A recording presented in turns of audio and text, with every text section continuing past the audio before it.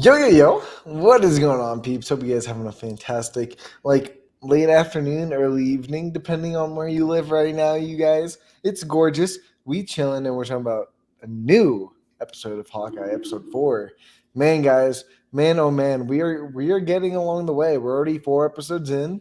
We got 2 more to go, and I heard episode 5 and 6 were just fucking bonkers. And after watching the ending of this episode, I firmly fucking believe that. And Mhm. it's kind of funny. Yeah, guys, spoilers, by the way, here on out. I know we do that sometimes, but whatever. We'll consistently do it when we can. But what I got to say is I kind of want to just talk about that ending real quick because just the general thought about it because I saw a lot of diversion on Twitter about Yelena Belova, and people are like, "Oh my god, this is the craziest fucking thing in the world." And I'm sitting here, I'm like, "You guys, it is?" I'm like, "We literally all guessed this when Black Widow came out. Yeah. She was coming in Hawkeye." And then literally when the trailer for this week's episode came out last week, they had like some comic book out. Like, how is anyone shocked? I mean, anyway, so yeah, what did you guys think about that ending? Like, Yelena Belova is like in the mix now. Do you think how much of a part is she going to play in these next 2 episodes? Really, I'm just glad to see my girl back. That's all I got to say. Deebs, what do you think about Yelena coming back at the end of this episode? And where do you think she can go? We all saw it coming, right? Everyone saw it coming. And I think my piece of it was all set up. It was all set up. I kind of, even Maya was like, I'm out of this fight. And then you saw Yelena. And I liked how she like saved Kate there at the end. That was really neat. And vice versa. I think my favorite moments of this final fight scene wasn't even about Yelena. It was actually what Kate's decision. And it was a moment between Clint and Kate. That being said, Yelena, like it was a little anticlimactic on my end because I knew it was coming. Last week they kind of like spoiled it that there's a new character reveal coming this way. We all know that Spider-Man comes out next week. We all know there's a big bad coming out in the very near future, probably in the next episode. For me, it should have been more epic. It didn't have any emotional weight on my end. I wasn't like, yes, it was just kind of like, even the action scene was not that great. It was Really? way too dark. Yeah, dude, it was. You didn't like the action scene? I'll agree. There was nothing amazing about that action scene. I'll agree. It was a little dark, but like other than that, I thought the choreography was really good. I enjoyed it personally. It was pretty average given Avengers level. So for me, I was excited for Yelena. She's the best. What it means for the series, what it means for the Young Avengers, what it means for Kate not taking that final shot. That was probably the best part of this episode. That little speech between Clint and Kate saying, Clint especially, the best shot he ever took was the one he didn't take with him and Natasha. There were so many parallels in this episode. This was one of them. And then when Kate didn't take the shot to Yelena, and Yelena was like, "No, you don't want none of this." Like that was pretty cool. But they're going to become best friends in the very near future. And that was a really kind of cool, foreshadowing between those two. Those two are going to kick ass in the Young Avengers in the very near future. So I was really happy for those two. That being said, I'm happy about what's kind of being laid as the groundwork, as the foundation for the MCU moving forward. The series, not so much. Okay, interesting. What about you, Loretta? What did you think about the whole Yelena introduction? And what do you think about her role going forward within the next 2 episodes? First of all, I gotta put my dukes up because that's my girl, boy. That's Wait, my. I'm just kidding.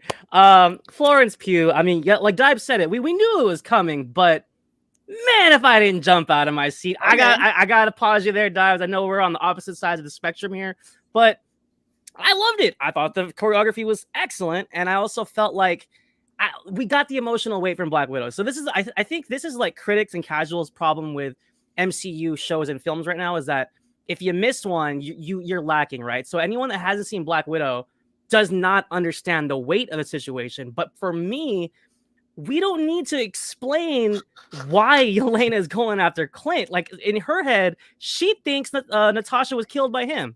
So that's her motivation. And for me, she came at him hard. And I also thought it was interesting that, Clint is a seasoned warrior himself, but he was on the ropes a little bit, taken aback by her. And also, like, I think we are really seeing, like, he's truly passing the torch. Like, Clint's at the end of his rope. He's not Steve Rogers. He's not superhuman. He's a human being, and he's getting a little bit older. He's been through so many battles already.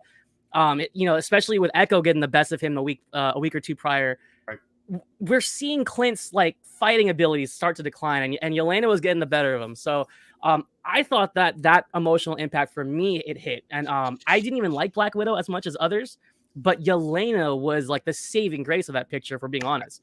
No, so I kind of disagree there, but at the same time, I do understand the climatic nature of it, especially not having any sort of dialogue or sort of lead into the next episode. She kind of just disappears. Echo kind of just walks away from the fight with like zero inclination of why she left or why she has no interest in getting back in it, considering how she was also motivated to kill Hawkeye. So she said, fuck that shit.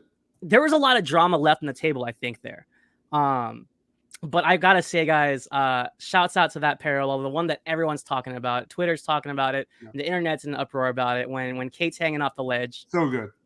I wasn't ready for it, man. Especially seeing a brief, especially getting kind of like a PTSD moment, like a blink of Natasha. Go ahead, man.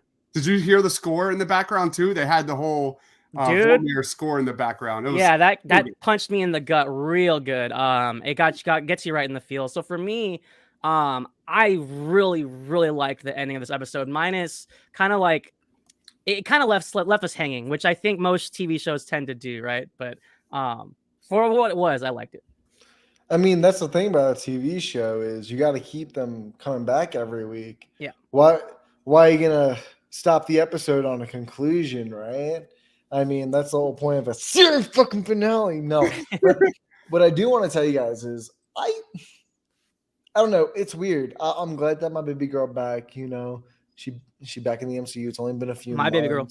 Not, I'd say our baby girl, but you being a little bit of a hard ass, so my baby girl. So that's all I'm gonna say to that. Is I'm just glad she's back, and I like the fear that the Black Widow clan has to Clint because he understands how deadly they are.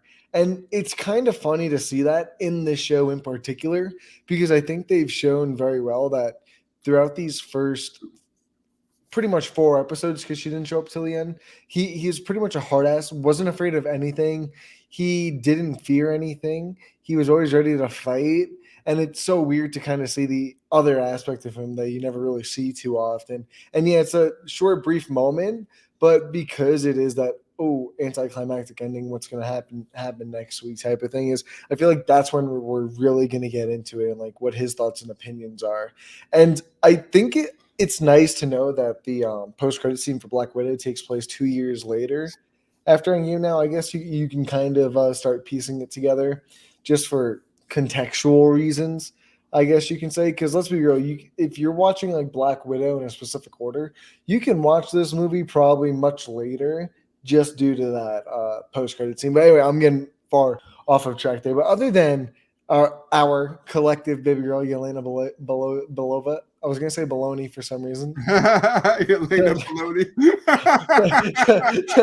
Don't know why. But Yelena Belova, our baby girl, our savior, is back. Other than that, I think this was a great character episode for building the foundation of Kate and Clint's relationship.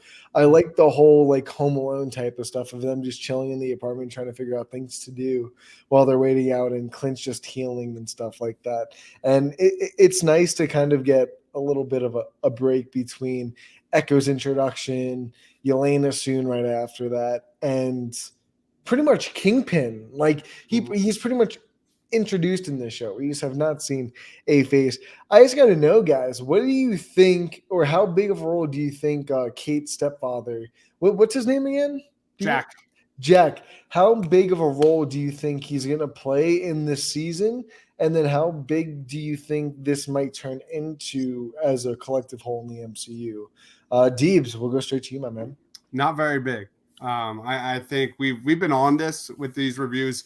I think it's even more solidified here. You saw Kate's mom make that kind of like random phone call in the middle of this episode. It didn't go anywhere. If I had to guess, if I had to put the puzzles on the board, I would say Eleanor called Val, and that was to say, hey, Clint, you got to get a hit on this guy, Clint.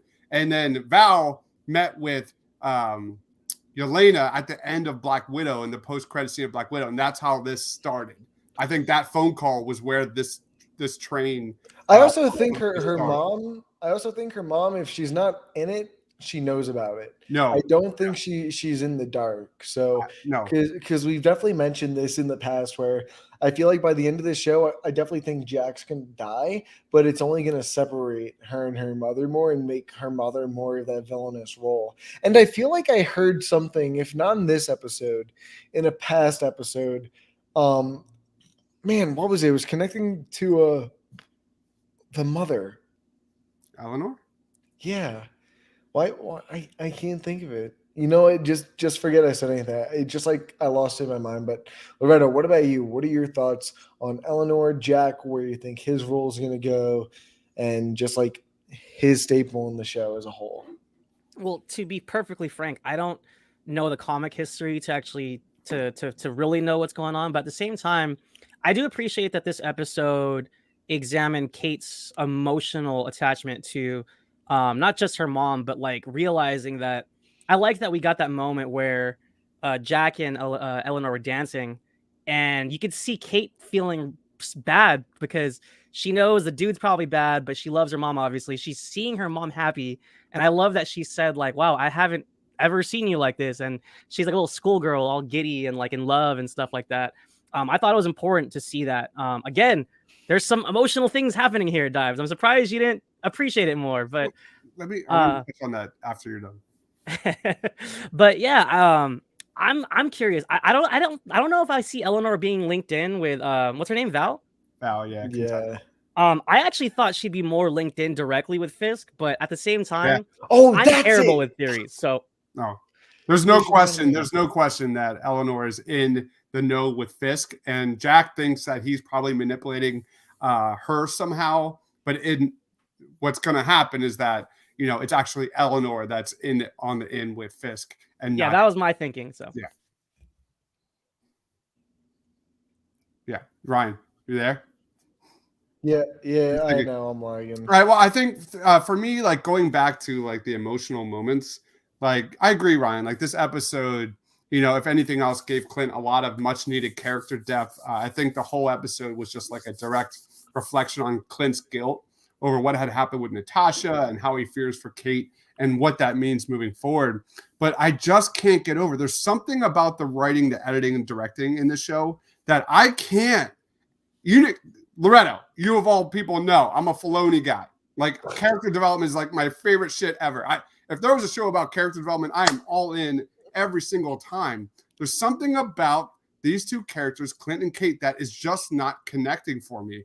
I don't know if it's the writing for Clint. I don't know if it's the editing, and it just has not clicked for me at all. Even the ending of these episodes are not good. They're not. They don't sell me to get excited for next week. This is a show that would be much better to binge versus watch week to week by far. So for me, I think they're really good. I'm not saying they're bad shows. This is a bad show. I'm not saying they're bad episodes. Episodes 3 and 4 have definitely been a step in the right direction for me. But there are real writing issues here that I can't ignore. And I think that's why I feel so disconnected. Like the Christmas thing feels so hokey. Like if this was like about, strictly about Hawkeye getting home to see his family for Christmas, like it would be so heartwarming and like I would be definitely have an emotional connection with that. But it's not. There's something missing. There's something missing in this show that is not making me love it. And I don't know what it is. Disagree, Candid Cinema, but okay. Go off, guys. This is the first time me and like Loretta are gonna agree on something, or like heavily agree on something, because I gotta tell you, man, I don't know. I'm buying it. I was giving you pounds. Outside of the Echo origin with that intro, which was literally like 3 minutes, there has been nothing like amazing. There was a couple moments in episode 3. There was a couple moments in episode 3 that were awesome. I can't deny that, and we talked about it during the review. Outside of that, it's been a huge miss. And I'm not saying, when I say huge miss, it's not like terrible, but I'm saying it's kind of like pretty average MCU content. Man, so I got a question. Do you think it's average because of where the MCU is going, especially with No Way Home right now? Or do you think it's average because just overall it is an average show? I think it's about we're retreading Black Widow, which we're beyond that now. We're well beyond Black Widow. Are we though? Oh yeah, we're definitely well beyond Black Widow. No. Is it like following Black Widow is what I'm saying? Because right now we're getting into the underworld crime of New York City, like some real Daredevil Defenders type level shit. I mean, we've got Kingpin. That's exactly what this was leading up to. And Loretto was either Loretto or Deebs that said that they think it's Clint's time is coming to an end as Hawkeye. But like, I agree he might be done as Hawkeye, but I don't think he's done in the MCU. I think he's going to go on to the Echo TV show. And I wish they did a little bit more with him losing his hearing. I hope they touch on that a little bit more. I really like that, or I think there's something that can really be developed within that little section. But yeah, I just want to ask you guys, man. Jeremy Renner, like, he looks so tired. Like, there's nothing emotional about his character. I think that's what it is. It's like he just looks like a tired character. But you see, that's the thing, though. I don't know if I can blame Jeremy Renner or the writers, because everything that I know from the comics, he's a pretty bland character. Like, he quips and stuff like that, but like for me, his quips never like landed. So it always seemed like a hard way to transfer a character, because like if you watch any of Renner's other work between Arrival and everything else, like, bro, he's such a good actor. I mean, Wind River with him and Elizabeth Olsen, fucking so good if anyone's seen that movie. You know what I mean? So it's hard for me to like really think it's Jeremy Renner. And if you guys have ever like seen the commercials for that new show he's in, Mayor of Kingstown on Paramount Plus, like I haven't seen the show, but like he's doing really good in that show. Like I'd watch it when it's done or something if it's a limited show, because like he looks like he's acting his ass off as like a hardcore fucking mayor. But like I just think it's the character himself that is just a giant sufferer of like a boringness. You know what I mean? Maybe like just there's nothing that is making me buy into this series other than Kate, who is absolutely terrific. The Eleanor and Jack storyline, don't care. The tracksuit gang, don't care. The only thing I care about is Kingpin, and we know it's only going to be like this little bit. It's going to be a taste that probably sets up Echo, and everything else. Probably that is kind of the appetizer for Daredevil as well, to get Charlie Cox into Echo, and that's going to be kind of where that goes moving forward. So I don't know where this show is going, other than setting up the Young Avengers, which I'm so excited about. Yelena, baby. Yelena, Kate Bishop, them leading the Young Avengers is going to be awesome. Miss Kamala Khan, Chavez. You have probably Nathaniel Richards. If that happens, that's going to be so amazing. I'm just kind of like, we know that's happening. We know that's going to happen. I'm just like, maybe that's just like me, like being like an asshole in 2021. Like I just won it already. And I'm just waiting for it. Dude, I want the whole just lineup of MCU movies and projects already. If I'm being honest, like, bro, if I had, that'd be one of my wishes, is just to have every single. Like, if a genie asked me, I'd be like, bro, if you had to use every single of my wishes for this one wish, that's fine. Just give me any MCU film that'll come out in history, and I'll just watch it. That's it, bro. That is that in the house. That is it. What up, Geekly Goods? I'm sorry, Loretta. What were you saying? You're good. My pretty. Everybody, please like and follow Geekly Goods if you don't. I just want to speak to the averageness and to some of what we were talking about here with the show, because some of the negative aspects I do agree with. But really quickly, I think the problem with the MCU, and this is not just Hawkeye, this is going forward. Like maybe She-Hulk, maybe Moon Knight, maybe even Miss Marvel. It's all gonna be under a microscope, and it's so unfortunate that the series in itself, like all the 22 films and the 4 or 5 whatever shows we've had, the quality is almost there's a bar here, and it's like I'm not saying Hawkeye doesn't meet it, but it's such a high bar that I feel like it's almost unfair for some of these shows to put it on that pedestal, regardless of Jeremy Renner or who. Like, you know, I'm excited to see Oscar Isaac, but like it doesn't matter who's in it.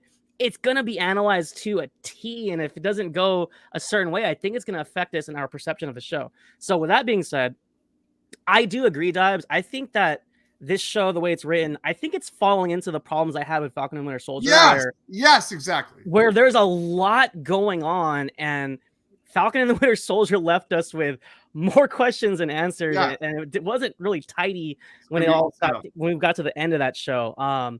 Nothing against that show. I thought seeing Sam as Cap was great, but how we got there was rough. And I will also say that I think the weight of Florence Pugh maybe like made me feel like I'm not saying she's the best cameo so far, but that had so much more weight than seeing Sharon Carter or Zemo for 5 seconds. So between the two shows, I don't want to say which one's better than the other, but I feel like they have similar issues.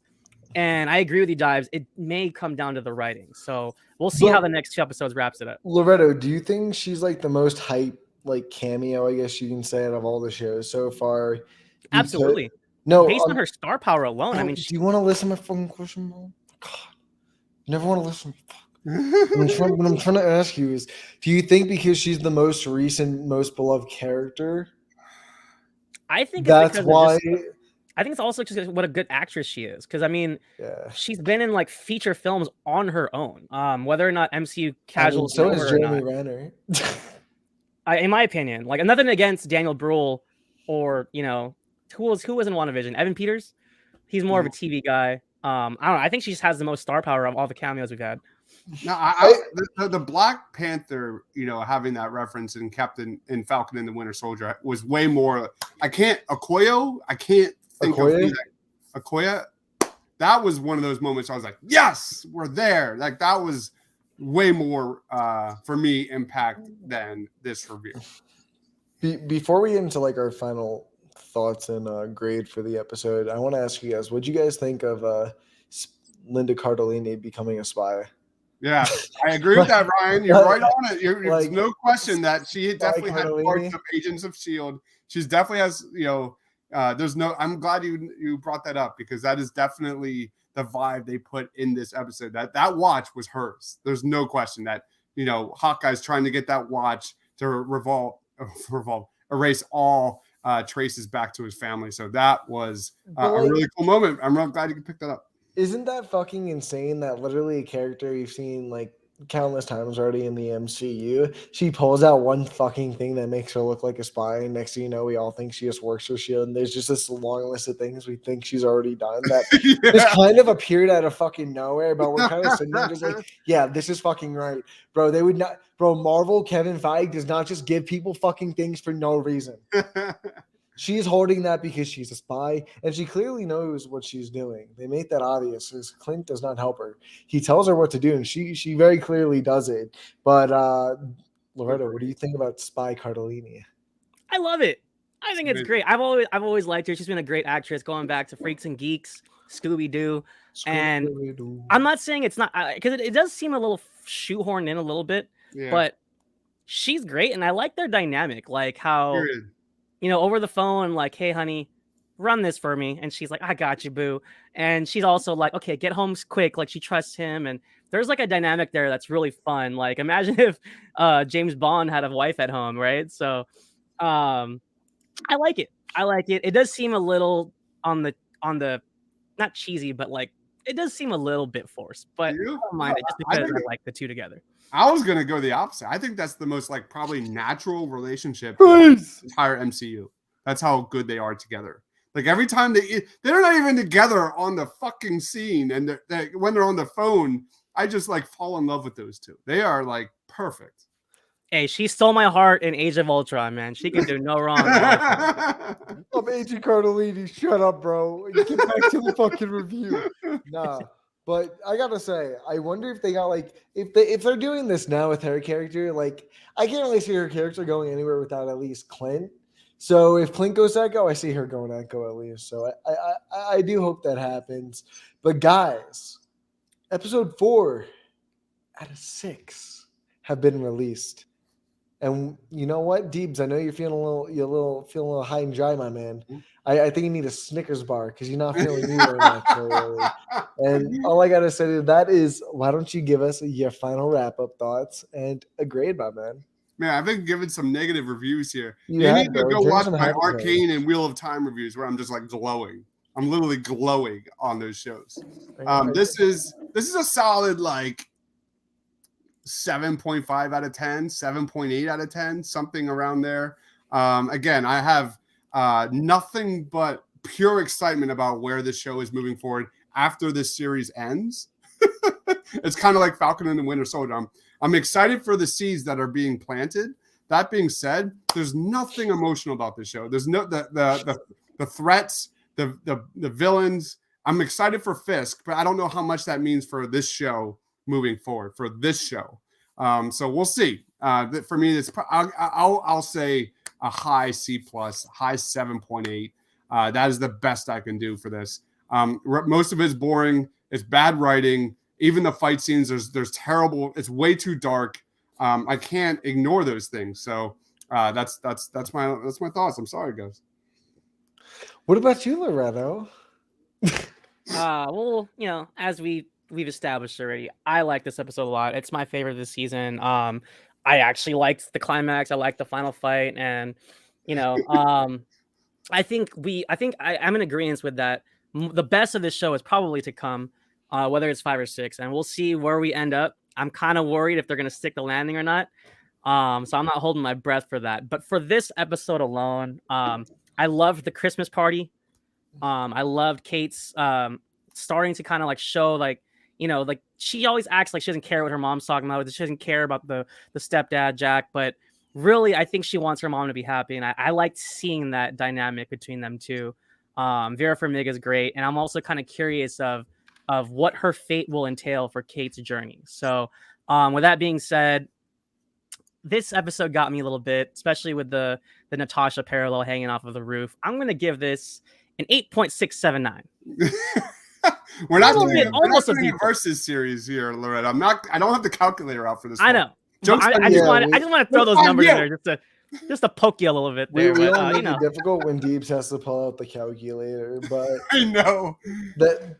What I gotta say to this is, man, Deebs, I just want to know what would cause you to grade something like a 1 out of 10. Because if you said all this shit and gave it like a 7.5, bro, I'm sitting on the edge of my seat because I'm giving it a 7.5, and I'm speaking so highly of it. And I think it's kind of funny to see the different weights and different perspectives in there. I guess it depends on your expectations. Like my timeline is like, I had no expectations going into this show. My timeline is filled of like, this is the best show yet. Like this is amazing. Like that's my timeline. And I don't see it. I don't see that. I'll definitely say it's slowly creeping up into my top 3. I don't see it beating WandaVision, but that's all I'll say for now, baby. That's all I'll say for now. Who knows? But yeah, I can't wait to see what they do with Fisk. I can't wait to see what they do with Echo. Man, these next 2 episodes are going to be fucking bonkers from what we've been told. And yeah, guys, before we wrap out, I just want to say we got our Christmas draft this Saturday. All 3 of us are participating. So come and join us at 8 p.m. Eastern Standard Time. It's going to be a fucking blast. And yeah, later that night, give more details on Spider-Man Week that starts on Saturday with our Christmas draft. And yeah, stay tuned for our entire schedule. I know I went down a little bit on Monday, or what was it? Tuesday about it a little bit. But yeah, guys, thank you so much. Don't forget to leave a like, comment, and subscribe, most importantly. And we'll see you on the next one. Peace.